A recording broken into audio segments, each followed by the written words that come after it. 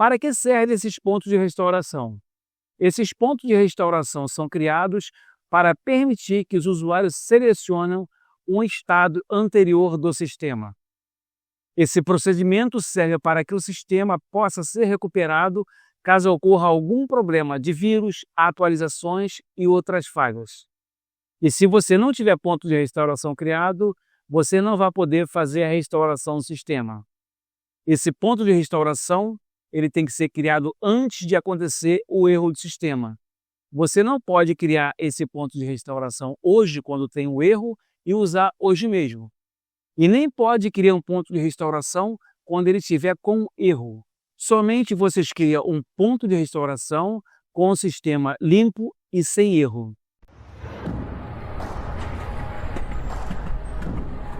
Então, pessoal, vamos aí para a tela do computador para a gente fazer tudo um passo a passo.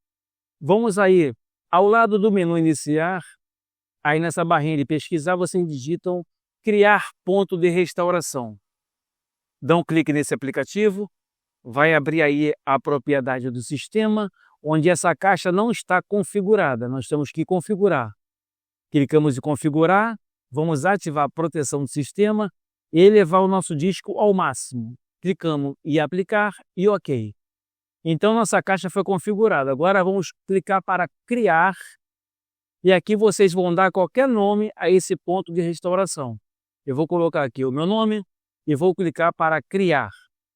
Não demora muito a criar esse ponto de restauração, já foi criado, então podemos fechar então essas duas janelas aqui. Caso ocorra algum problema no seu computador, vocês voltam nesse ponto de restauração.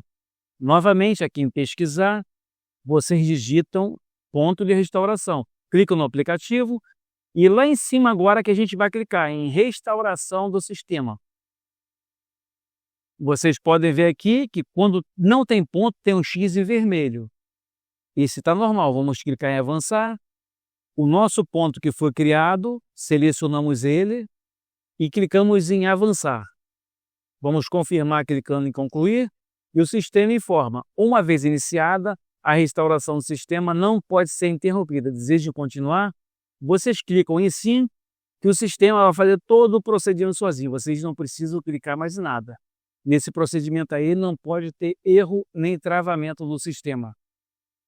Se esse vídeo aí, pessoal, te ajudou de alguma forma, deixe aí nos comentários a sua opinião. Se gostou do nosso conteúdo, deixe o like para fortalecer o nosso canal. Não se esqueça de se inscrever no nosso canal com o sino ativado para você não perder nenhum dos nossos vídeos. Aproveita aí, pessoal, e assiste esse vídeo aqui ao lado, que também vai te ajudar bastante. E eu te vejo no próximo vídeo.